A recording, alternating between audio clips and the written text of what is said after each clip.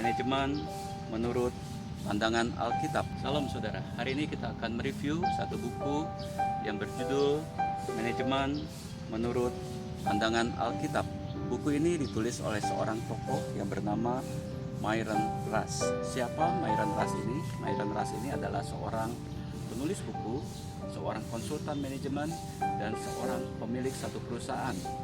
Myron Rush ini banyak juga menyelenggarakan seminar untuk organisasi Kristen. Apa yang menarik dari buku ini? Buku ini kita akan lihat di halaman 12. Yang menarik dari buku ini adalah bicara mengenai satu definisi dari manajemen.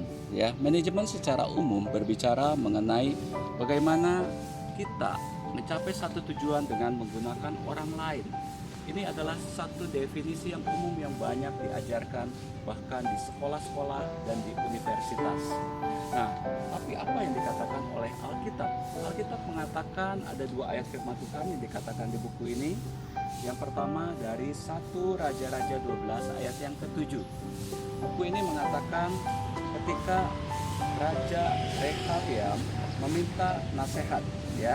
Nah, dalam buku ini dikatakan jika hari ini engkau mau menjadi hamba rakyat, mau mengabdi kepada mereka dan menjawab mereka dengan kata-kata yang baik, maka mereka menjadi hamba-hambamu sepanjang waktu. Ya, ini bicara mengenai nasihat yang diberikan kepada Rehabeam oleh penasehat-penasehat yang lebih tua dari Rehabeam. Yang kedua dikutip dari Filipi, ya, Filipi 2 ayat 5 dan ke-7. Dikatakan, hendaklah saudara-saudara bersikap seperti Yesus Kristus yang tidak menuntut dan tidak berpegang kepada hak-haknya sebagai Allah meskipun sebenarnya dia Allah.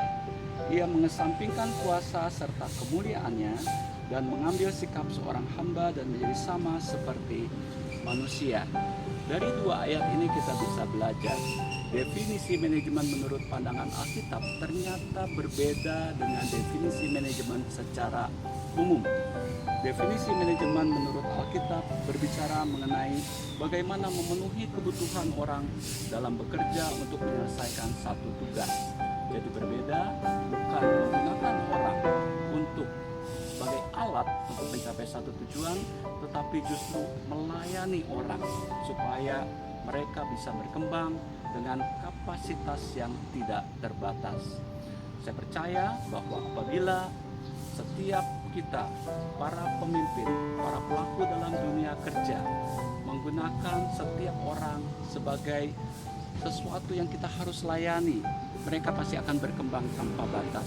Dan satu organisasi, bahkan satu perusahaan pasti akan punya satu dampak yang dahsyat apabila menggunakan manajemen menurut pandangan Alkitab.